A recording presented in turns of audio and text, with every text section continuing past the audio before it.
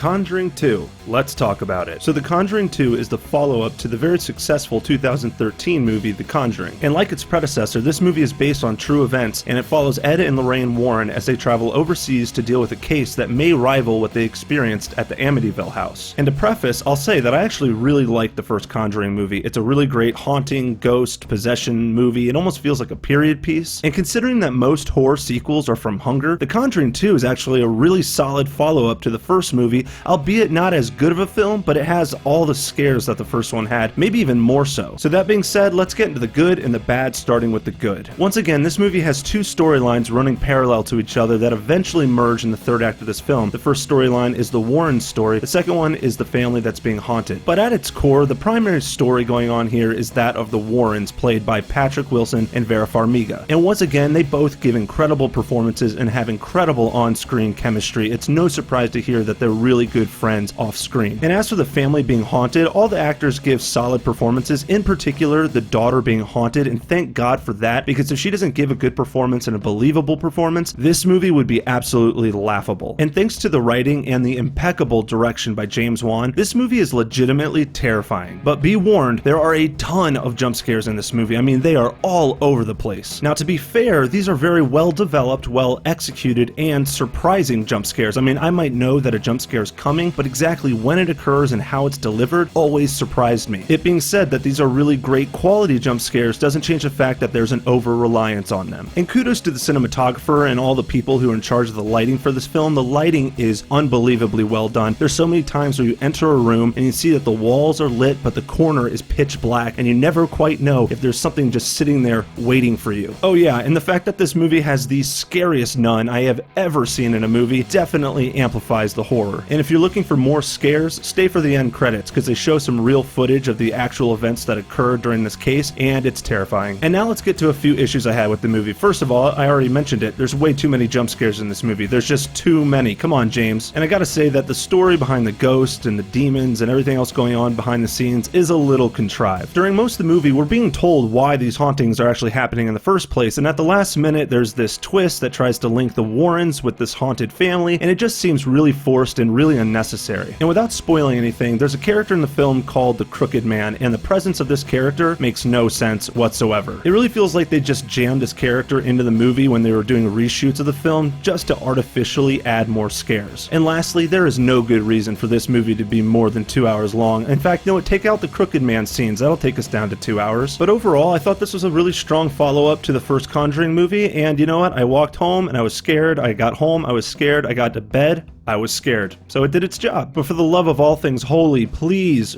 cut back on the jump scares next time, alright? With that being said, this movie is definitely a Netflix movie for me, so I'm gonna give The Conjuring 2 a 3.4 out of 5. But that's just what I think, take it or leave it. What do you guys think? Have you seen The Conjuring 2 yet? Let me know down in the comments section what you thought. Let's talk about it. And guys, thank you so much for watching. I really appreciate it. Hit that thumbs up button if you like this video, and subscribe to my channel so we can do this again soon. I'll check you later. Check you later. Check you later. Hey man, get off my case.